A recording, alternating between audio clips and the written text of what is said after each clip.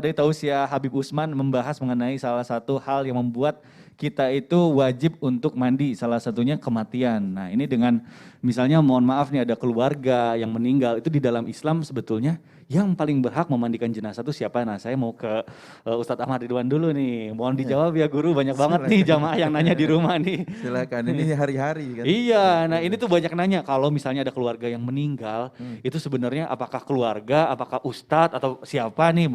Itu yang kadang bikin bingung nih, mohon penjelasannya guru, silakan. Baik, Bang Iqdad, Habib Usman, Ustaz Tafadhal. Syam, Bismillahirrahmanirrahim.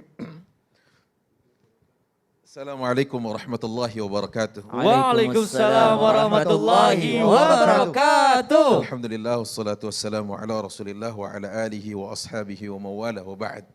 Jadi kalau ditanya tentang mandi jenazah atau memandikan jenazah, ini adalah perkara yang masuk dalam kategori fardu kifayah. Enggak bisa satu kampung dosa, gitu kan. Ada yang bisa satu kampung, satu kampung itu diselamatkan. Nah bagaimana caranya? Pasti kita bicara tentang syarat dan aturan mainnya. Betul. Syarat dan aturan mainnya ini adalah kalau yang memandikan, kan ada dua nih, yang dimandikan dan yang memandikan. Yang dimandikan juga ada syaratnya, ada. Enggak semua berhak untuk dimandikan, kan gitu. Nah, yang pertama bicara tentang syarat yang memandikan. Muslim, baligh, aqil, muslim baligh berakal. Nah, kemudian yang salah satunya sangat penting untuk dimiliki adalah pintar menjaga rahasia. Gitu ya. Jadi ada muslim baligh akil tapi bocor. Bocornya ini setelah memandikan, ternyata dia punya tato. Tato apa? Tatonya tato pohon. Semua sudah habis, tertinggal akarnya. Oh itu namanya panu, gitu ya. Dia kasih umbar kemana-mana. Ini nggak boleh, ya, nggak boleh. Ya, yang pertama adalah syaratnya itu bagi yang memandikan.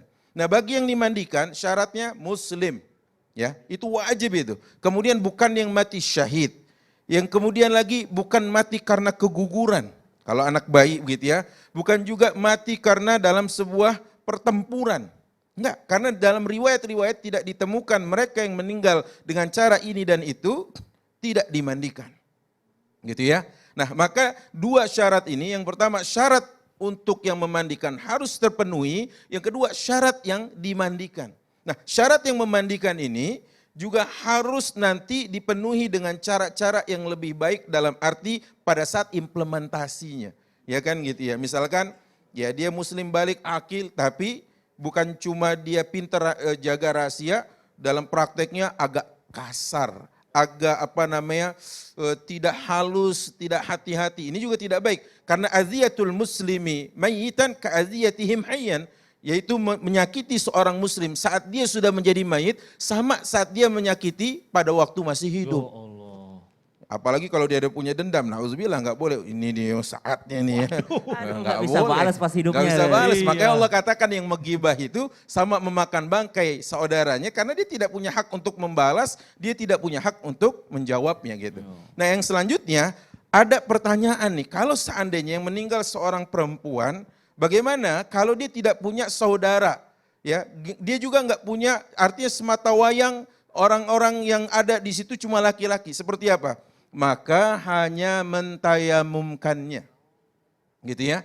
Begitupun sebaliknya, berlaku hukum sebaliknya. Jika meninggal seorang laki-laki, nggak ada keluarganya, seorang diri di tengah, mungkin perempuan semua di sana, hanya ditayamumkan. Gitu. Tapi siapa yang wajib atau siapa yang berkesempatan untuk pertama kali memandikan? Mereka yang dapat wasiat, urutannya kemudian keluarganya, dalam hal ini orang tuanya, kemudian kakeknya, baru saudara-saudarinya. Begitu, wallahu ta'ala a'lam bidzalik. Waduh, Masya Allah. Afan Ustadz, tapi kalau misalnya nih keluarganya itu lagi nggak ada, misalnya udah nggak ada semua. Ya, Misal langsung. bisa orang lain. Bisa orang lain, tapi kalau bisa tadi sesama, kalau perempuan, iya, kalau laki-laki intinya laki-laki. itu syarat-syaratnya yang Kalau penting. tidak ada, maka tadi yang laki-laki itu kata para ulama mentayamumkan saja. Waduh, Masya Allah. Alhamdulillah ini lengkap banget dijelasinnya nih sama Ustadz Ahmad Ridwan. Nah, tadi kita lumayan bahas yang berat-berat. Nah, sekarang saya masih ada satu pertanyaan, tapi ini sebenarnya ringan, cuma penting banget nih Ustadz nih. Apa tuh?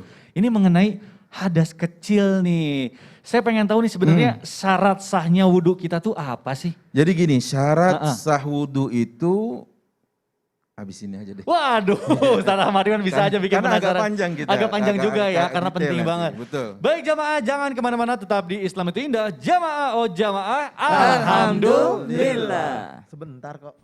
Subhanallah,